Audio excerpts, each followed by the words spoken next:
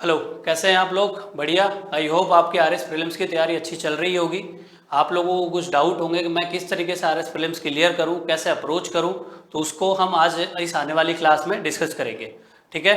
तो RS prelims के लिए सबसे पहली चीज़ जो है वो है आपको चाहिए क्लियर माइंडसेट कि मुझे अगर मैं एग्ज़ाम दे रहा हूँ, मैं अगर इस एग्ज़ाम में बैठ रहा हूँ तो वो मैं क्लियर करूँगा। आप में से कुछ बच्चों को ये डाउट रहता है कि मैंने तो कुछ भी नहीं पढ़ा, मेरा कैसे क्लियर होगा। तो आज हम इस क्लास में उसी चीज़ पर बात करने वाले हैं कि आने वाले 150 दिन में हम क्या करें कि मैं आरएस प्रीलिम्स एकदम बढ़िया तरीके से क्लियर कर लूँ, है ना। तो सबसे पहली चीज़ जो है वो है माइंडसेट। आपको एकदम क्लियर माइंडसेट ये रखना पड़ेगा कि मैं अगर एग्जाम में बैठ रहा हूँ वो क्लियर होगा, उसके लिए मुझे जितनी मेहनत करनी पड़े मैं करूँगा। ठीक है। चलो, सबसे पहली चीज़ अगर एग्जाम के लिए आएगी वो है आरएस प्रीलिम्स का सिलेबस। आपको जो है वो पता होना चाहिए कि कितने क्वेश्चन आते हैं, किस तरीके का सिलेबस होता है, ये सारी चीज़ बेसिक नॉलेज। जैसे 150 क्वेश्चन आएंगे, 200 नंबर का पेपर होता है और 1/3 नेगेटिव मार्किंग है। कट ऑफ वगैरह जो है उसकी आगे चर्चा करेंगे हम। ठीक है। सबसे पहले जो है वो सिलेबस क्या काम आता है, सिलेबस मेरे किस तरीके से काम आता है। सिलेबस में मुझे सबसे पहले पता लगता है मेरे सिलेबस में कौन कौन से सब्जेक्ट है जिनको मुझे पढ़ना है। जैसे आरएस प्रीलिम्स में कौन कौन सब्जेक्ट है, मान लीजिए राजस्थान हिस्ट्री है, इंडियन हिस्ट्री है, इंडियन पॉलिटी है, राजस्थान पॉलिटी है, ज्योग्राफी है, साइंस एंड टेक्नोलॉजी है, करंट अफेयर्स है, मैथ रीजनिंग है, ये सारे सब्जेक्ट्स हैं। तो सब्जेक्ट के बारे में आइडिया मिलता है मुझे। दूसरा, मुझे ये पता लगता है कि मुझे किस सब्जेक्ट को कितना टाइम देना चाहिए, किस सब्जेक्ट में कौन से टॉपिक हैं, उसको मुझे पढ़ने में कितना समय लगेगा, टाइम के बारे में। तीसरा, एक प्रॉपर प्लान बनाने का मुझे जो है वो इससे आइडिया लगता है कि मैं आरएस के लिए पढ़ने के लिए किस तरीके से प्लान बना सकता हूँ। ओके। तो ये सारे सब्जेक्ट हैं, जैसे राजस्थान हिस्ट्री, इंडियन हिस्ट्री, इसके बाद ज्योग्राफी आती है इंडिया और वर्ल्ड की, फिर राजस्थान की ज्योग्राफी, पॉलिटी, इसके बाद राजस्थान की पॉलिटी आएगी, इंडियन इकॉनमी आएगी, राजस्थान इकॉनमी आएगी, साइंस एंड टेक्नोलॉजी आएगी, मैथ रीजनिंग है, एंड उसके बाद जो है वो है करंट अफेयर्स। ओके। अब इसके बारे में हम आगे चर्चा करेंगे अच्छे तरीके से कैसे अप्रोच करनी है। आगे वाली ये क्लास इसी चीज़ पर रहने वाली है कि मैं आने वाले 150 दिन में क्या करूं कि मेरा प्री क्लियर हो जाए। और जो बच्चों को डाउट है कि मुझे प्रीलिम्स या मेंस के लिए करनी चाहिए, सिर्फ प्री के लिए करनी चाहिए या दोनों के लिए करनी चाहिए, हम उसको लेकर भी बात करेंगे, है ना। तो सबसे पहला, जिन लोगों ने आज से पहले कुछ नहीं पढ़ा, उनका सिर्फ माइंडसेट ये है कि मेरा प्रीलिम्स क्लियर हो जाए, तो उन लोगों के लिए क्लास रहने वाली है। आपको क्या करना है, आपको प्री वाले सब्जेक्ट को इतना अच्छे से कर लेना है कि वो आपके जो हैं वो मेंस के लिए भी तैयार हो जाए। जैसे Rajasthan history, Indian history, Rajasthan geography, world geography, Indian geography, Rajasthan polity, Indian polity, science and technology, economy, ये सारे सब्जेक्ट आपके प्री और मेंस दोनों में आने वाले हैं। इन सब्जेक्ट को आप इतने अच्छे से कर लेंगे कि आपको जो है मेंस में इनके लिए फिर सिर्फ आंसर राइटिंग प्रैक्टिस ही करने की जरूरत रहेगी। अच्छे से आप इनका कंटेंट बना लेंगे, आपको अच्छे तरीके से ये याद हो जाएंगे, क्योंकि आरएस मेंस में भी ऐसा नहीं है सिर्फ कंसेप्ट या आंसर राइटिंग इंपॉर्टेंट है, उसमें फैक्ट भी पूछे जाते हैं, तो आपको वो भी याद करने हैं। जैसे राजस्थान ज्योग्राफी की मैं बात करूं तो आपके खनिज जो है वो राजस्थान हिस्ट्री में, सॉरी, खनिज आपके आरएस प्रीलिम्स में पूछे जाएंगे, और वही सेम खनिजों के बारे में 5 नंबर का क्वेश्चन है वो आरएस मेंस में पूछा जा सकता है। ठीक है। तो अब सबसे पहले जो है वो एग्जाम पे हम आगे इसमें सेशन में चर्चा करते हैं। तो आरएस के लिए, उसके लिए मुझे क्या क्या चीज़ों की ज़रूरत है। मान लो अगर मैं बात करूं कि अगर मुझे प्रीलिम्स क्लियर करना है तो वो सिलेबस हमने बात कर ली, फिर दूसरा आता है सोर्सेज, जिसको लेकर फिलहाल टाइम में बच्चों को सबसे ज़्यादा कन्फ्यूज़न है कि हम क्या पढ़ें। क्योंकि जैसे आरपीएससी क्वेश्चन पूछ रही है वो नोट से नहीं आ रहे हैं, पूरे मार्केट में ये चल रहा है कि आपको मूल किताबें पढ़नी चाहिए, ये सारा। तो सोर्स वाला कन्फ्यूज़न मैं आपका भी दूर कर देता हूँ। सबसे पहली चीज़ जो है सोर्स के लिए, आप लोगों ने जो है, मैं ये बोलूँगा, आपने आज तक जो नोट्स पढ़े हैं आप उन्हीं को फॉलो कीजिए, क्योंकि आपके पास है 150 दिन। इन 150 दिन में अगर आप मूल किताबें पढ़ सकते हैं, जैसे इंडियन हिस्ट्री के लिए स्पेक्ट्रम और विपिन चंद्रा, राजस्थान ज्योग्राफी के लिए हुकुमचंद जैन, राजस्थान ज्योग्राफी के लिए हरिमोहन सक्सेना, राजस्थान हिस्ट्री के लिए हुकुमचंद जैन, उसके बाद इंडियन इकोनॉमी के लिए रमेश सिंह, और ज्योग्राफी के लिए महेश कुमार बर्नवाल की एनसीईआरटी जो आती है, एनसीईआरटी सार, वो बुक अगर वो पढ़ सकते हैं, सारी किताबें, ये बहुत ज़्यादा इंपॉर्टेंट है। लेकिन इन 150 दिन में आप अगर इनको कंफर्टेबल हैं पढ़ने के लिए, इनके शॉर्ट नोट्स बनाने के लिए, इनकी थीम नोट करने के लिए, बार बार रिवाइज करने के लिए, ये कंटेंट बहुत ज्यादा हो जाएगा, नया भी रहेगा आपके लिए। अगर आप कंफर्टेबल हैं तो गो फॉर इट, आंख बंद करके आप इनको अच्छे से पढ़िए, बढ़िया तरीके से, कोई दिमाग लगाना नहीं है, बढ़िया तरीके से इनको पढ़िए, रिवाइज कीजिए, शॉर्ट नोट्स बनाइए, इनके टेस्ट लगाइए, आपका प्रीलिम्स हो जाएगा। लेकिन जिन बच्चों ने आज तक इन किताबों को नहीं पढ़ा है, पुराने नोट्स पढ़े हैं, उनको मैं सजेशन दूंगा इनके लिए ना जाओ। अगले 150 दिन में आपसे 1 या 2 किताबें ही हो पाएगी, कंफ्यूज हो जाओगे।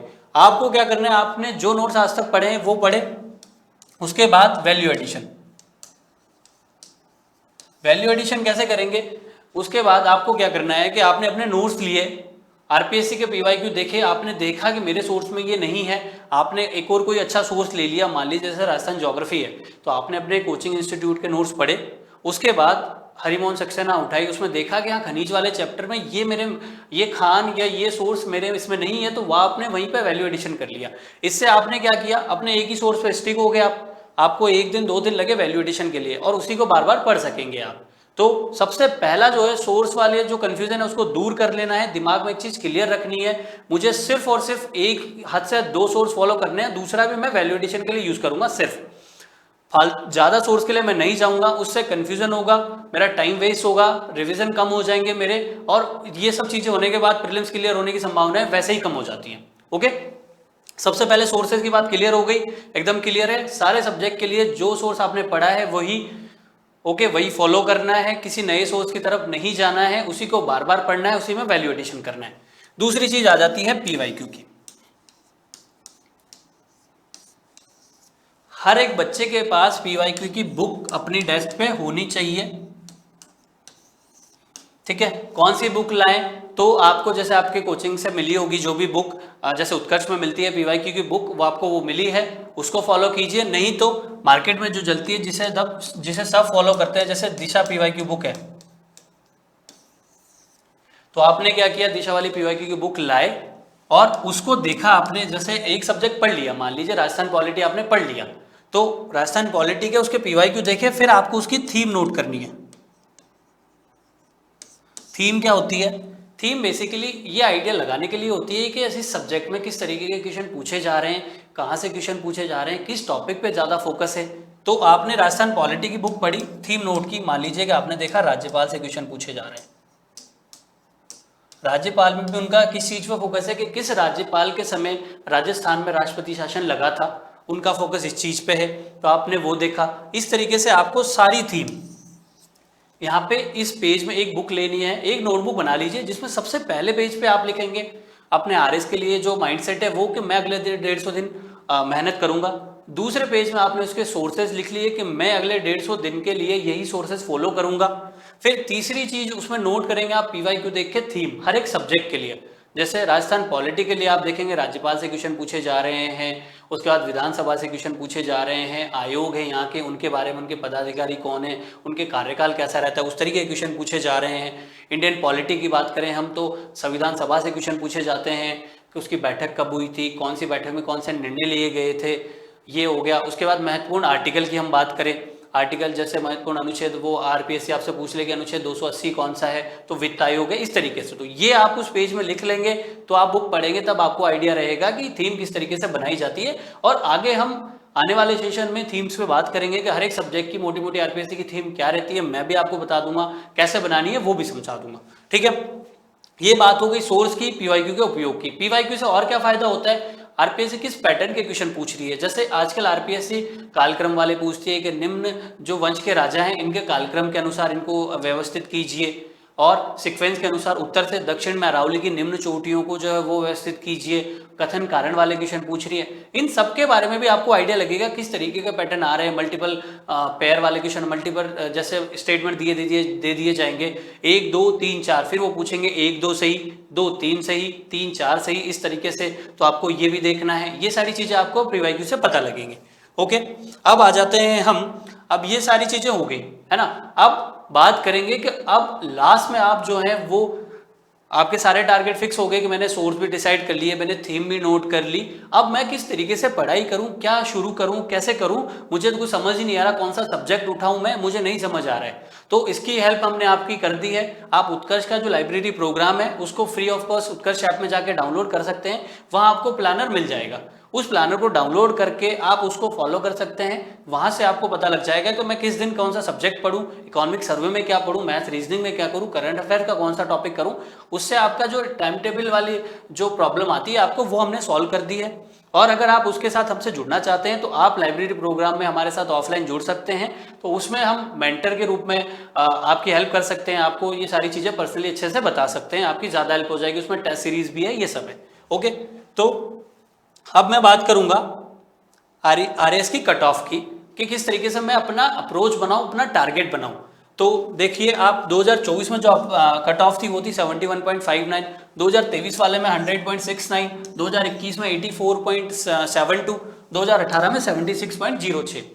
मतलब मुझे ये क्लियर नहीं हो रहा है कि कितनी कट ऑफ जाएगी, एक वेरी करती है, तो मैं एक सेफ स्कोर मान के चलता हूं 75 क्वेश्चन यानी कि 100 मार्क्स।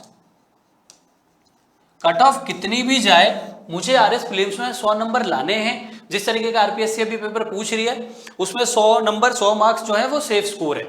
मैं अगर 100 ले आऊंगा, पेपर अगर इजी आता है, मेरी 100 नंबर लायक तैयारी है, तो मैं इसको 110 भी ले आऊंगा, कट ऑफ 105 चली जाए मेरा क्लियर हो जाएगा। टफ आता है तो मेरे अगर 90 भी रहे तो भी मेरा क्लियर हो जाएगा। इस तरीके से आपने टारगेट कर लिया कि मुझे 75 क्वेश्चन मार्क करने हैं। अब ये 75 क्वेश्चन आप कैसे पूरे करोगे, वो आप करोगे अपने स्वॉट एनालिसिस से।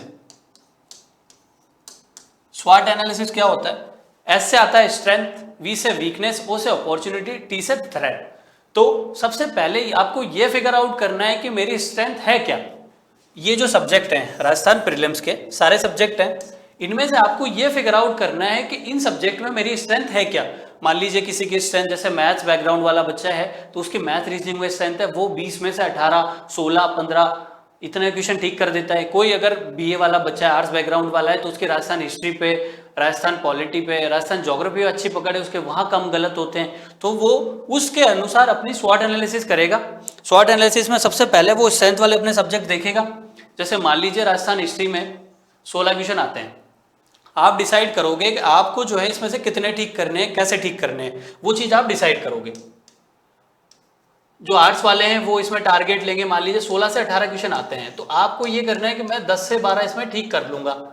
ओके, इंडियन हिस्ट्री है तो आपको ये डिसाइड करना है अपने अनुसार। हर एक बच्चा अपना अपना अलग अलग स्वॉट एनालिसिस करेगा, रिपोर्ट कार्ड बनाएगा कि मैं किस सब्जेक्ट में कितने ठीक करके ये 75 क्वेश्चन ठीक कर सकता हूं। मान लीजिए मैं ये जो सारे सब्जेक्ट हैं इनमें मैं किस तरीके से अप्रोच करूंगा, जिस सब्जेक्ट में पकड़ मेरी उतनी अच्छी है। मान लीजिए करंट अफेयर्स हैं तो उसके 20 से 25 क्वेश्चन आते हैं, तो मैं उसमें 17-18 ठीक कर सकता हूं, मेरे फैक्ट पे पकड़ अच्छी है। इकोनॉमिक सर्वे अगर मेरा बहुत अच्छा है राजस्थान वाला, उसके 12 से 15 क्वेश्चन आते हैं तो उसमें मैं 10 ठीक कर सकता हूँ, इस तरीके से। और आपको नेट लेके आना है 75, अपने अकॉर्डिंग अपने अनुसार डिसाइड करना है।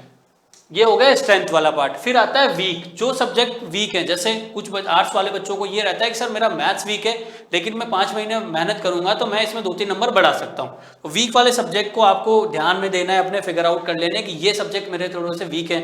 जैसे राजस्थान के बच्चों का इंडियन वाला पार्ट में थोड़ी सी प्रॉब्लम होती है, तो वो है इंडियन हिस्ट्री है, उसको अच्छे से पढ़ना है, इंडियन ज्योग्राफी अच्छे से पढ़नी है, पॉलिटी है उसको अच्छे से पढ़ना है। तो ये सारे सब्जेक्ट हैं। उसके बाद आता है अपॉर्चुनिटी, कि कौन सा बच्चा जो है, देखो कॉम्पिटिशन है, 4 से 5 लाख बच्चों ने फॉर्म भरा है, क्लियर करेंगे सिर्फ 15,000, सीटें भी कम है इस बार, तो कंपटीशन ज्यादा है। तो आप जो है किन बच्चों से और बच्चों से किन सब्जेक्ट में एज ले सकते हैं, आपको ये भी डिसाइड करना है। मान लीजिए जैसे मैथ्स बैकग्राउंड वाला बच्चा है, वो मैथ्स में 2-3 क्वेश्चन आगे होगा, आर्ट्स वाला किसी और सब्जेक्ट में आगे होगा, वो तो आपको वो डिसाइड करना है कि मैं किस में एज लूंगा, उसमें मैं किस तरीके से मेहनत करूंगा, क्या करूंगा। फिर आता है थ्रेट। आरपीएससी लगभग 10 क्वेश्चन ऐसे पूछती है, 10 वेरी करता है, कभी 5 पूछ लिए, 10 जो किसी सोर्स से नहीं मिलेंगे, उनको करना मतलब है अपने नेगेटिव मार्किंग बढ़ाना। नेगेटिव मार्किंग 10 क्वेश्चन आपने नेगेटिव किए तो वो आपके ऑलमोस्ट 3-3.5 क्वेश्चन जो सही किए हैं उनको गलत कर देगा, यानी कि आप अपने आप कट ऑफ से जो है वो पीछे हो जाएंगे। इन क्वेश्चन को आपको फिगर आउट करना है, इनको सोच समझ के अगर अटेम्प्ट करना चाह रहे हैं, 100% श्योर है तभी करें, वरना ना करें, क्योंकि ये आपके नेगेटिव मार्किंग बढ़ा देंगे। ओके, अब ये है अपना स्वॉट एनालिसिस के अनुसार आप देखो, राजस्थान ज्योग्राफी के मान लीजिए जैसे 12 से 15 क्वेश्चन आते हैं, इंडियन ज्योग्राफी से 7 से 8 क्वेश्चन आते हैं। तो ये सारा जो है ये डेटा है, आप इसको नोट कर लेना कि सब्जेक्ट से कितने क्वेश्चन आते हैं, आपको एक आइडिया लग जाएगा अपना स्वॉट एनालिसिस लगाने में कि इस सब्जेक्ट से इतने क्वेश्चन आ रहे हैं, मैं इनको ठीक कर सकता हूँ, किस तरीके से ठीक कर सकता हूँ। ओके, तो आपके अब क्या क्या टारगेट होगा, अगर मैं फिर से बताऊं, आपको एक नोटबुक लेनी है, उसमें आपको सबसे पहले अपना मोटिवेशन लिखना है, माइंडसेट वाला। दूसरे आपको अपने सोर्सेज सिलेबस फिगर आउट करना है, सिलेबस आपने अच्छे से देखा, सोर्सेज फिगर आउट करने हैं। इसके बाद आपने पीवाईक्यू देख के थीम नोट की, फिर आपने जो है अपना स्वॉट एनालिसिस किया। ठीक है, अब बात आ जाती है, आप बोलेंगे कि सर आपने सब बता दिया, ज्ञान दे दिया, अब हमें ये तो बताओ पढ़ना कैसे है, पढ़ना कहाँ से शुरू करें, क्या करें। ठीक है, तो अब जो आती है वो पढ़े कैसे, क्या शुरू करें, है ना, या कैसे पढ़े। ठीक है, तो सबसे पहली जो है वो आती है फर्स्ट रीडिंग।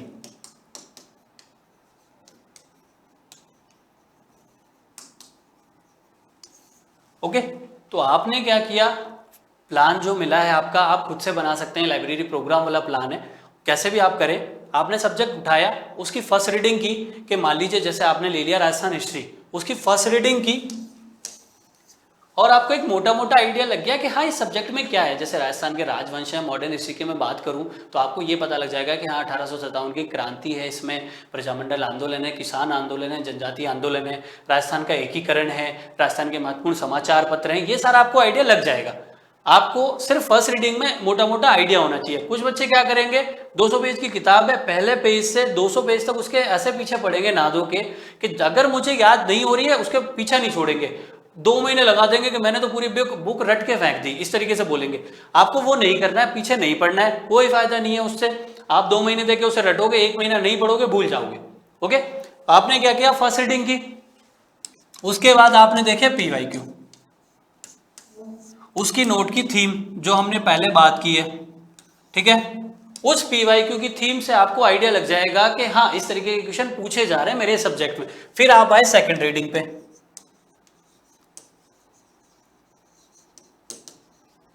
इस सेकंड रीडिंग से आपको ये चमकेगा, ओ इस तरीके के क्वेश्चन आ रहे हैं मैं यहाँ, तो आप उनको अंडरलाइन करेंगे, जिस टॉपिक पे आरपीएससी का ज्यादा फोकस है उनको अंडरलाइन करेंगे, ये सारी चीज करेंगे सेकंड रीडिंग में। फिर आ जाता है शॉर्ट नोट्स वाला पार्ट। ओके, कि फिर आपने क्या किया, जो थीम नोट की थी उसके अकॉर्डिंग जो जो चीजें आपको लग रहा है कि मैं भूल रहा हूं, मुझे इसमें प्रॉब्लम हो रही है, उनके आपने शॉर्ट नोट्स बनाए। जैसे संविधान का आरपीएससी का एक टॉपिक है, संविधान के महत्वपूर्ण अनुच्छेद, आरपीएससी से 1 या 2 क्वेश्चन हर साल पूछती है। आपने क्या किया, सारे संविधान के अनुच्छेद को 1 या 2 पेज में नोट कर लिया, 2 या 3 पेज में। आपको लग रहा है कि हाँ ये अनुच्छेद थोड़ा इंपॉर्टेंट है, इसको आरपीएससी डिटेल में पूछ सकती है। जैसे अनुच्छेद 21 है तो उसकी व्याख्या सुप्रीम कोर्ट ने कई बार की है, तो उसमें आपको लग रहा है कि इसको जो है वो इंपॉर्टेंट है, बार बार पूछ सकती है आरपीएससी, तो उसको डिटेल में लिख लिया। इस तरीके से आपने 2-3 पेज में ये नोट्स बना लिए। इस सारे सब्जेक्ट के लिए इस तरीके से आपको शॉर्ट नोट्स बनाने हैं। ठीक है, उन शॉर्ट नोट्स को फिर बार बार रिवाइज करना है, जिसमें आपके महत्वपूर्ण थीम के नोट्स रहेंगे, और लास्ट के 10 दिन में तो इन्हीं को बार बार पढ़ना है, प्रैक्टिस करनी है। ओके, ठीक है, ये बात हो गई कैसे पढ़े। अब आ जाता है कि प्रैक्टिस कैसे करें। मान लो एग्जाम है तो टेस्ट सीरीज। ओके, अब आ गया टेस्ट सीरीज का क्या रोल है, इसको कैसे उपयोग में लें। टेस्ट सीरीज का क्या रोल है कि मैं अगर पढ़ते जा रहा हूं, मुझे आइडिया नहीं लगेगा मेरे कहाँ क्वेश्चन गलत हो रहे हैं, कैसे हो रहे हैं, क्या है, मेरे को अपना जो है वो एनालिसिस करना है, तो मुझे जो है वो नहीं पता लगेगा, खुद से मैं देखूंगा तो उसके लिए क्या होती है, टेस्ट सीरीज होती है। टेस्ट सीरीज के लिए आपने इससे 2-3 फायदे हैं। पहला, खुद का एनालिसिस होता है। ठीक है, आपको पता लगा कि मैं किस स्थिति में हूं, अपनी कंडीशन का पता लगता है। ठीक है, कंडीशन का पता लगेगा। दूसरा, टाइम मैनेजमेंट, मतलब 2023 से पहले तक आरपीएससी के आरएस प्री होते थे, उसमें ठीक ठाक टाइम बचता था, क्योंकि सिंगल स्टेटमेंट टाइप क्वेश्चन आते थे, सीधा वो पूछते थे इसके बारे में बता दो कौन सा है, आपने एक स्टेटमेंट लगा दिया दिस, ओके।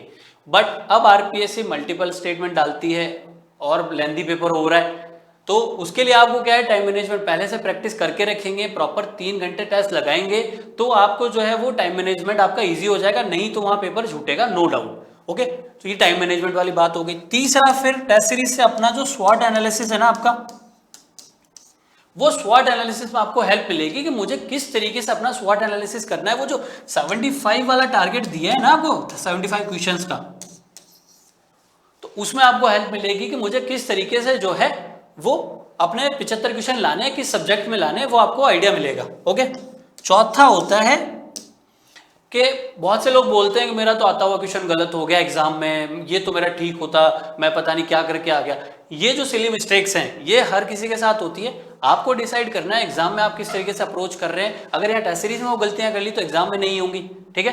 तो आपको जो है वो इससे अपनी सिली मिस्टेक से आप बचते हैं। ओके, ये सारी बातें हो गई, ज्ञान सारा हो गया है। अब डिपेंड करता है आपके ऊपर, आप कब से स्टार्ट कर रहे हैं। मेहनत आपको करनी पड़ेगी।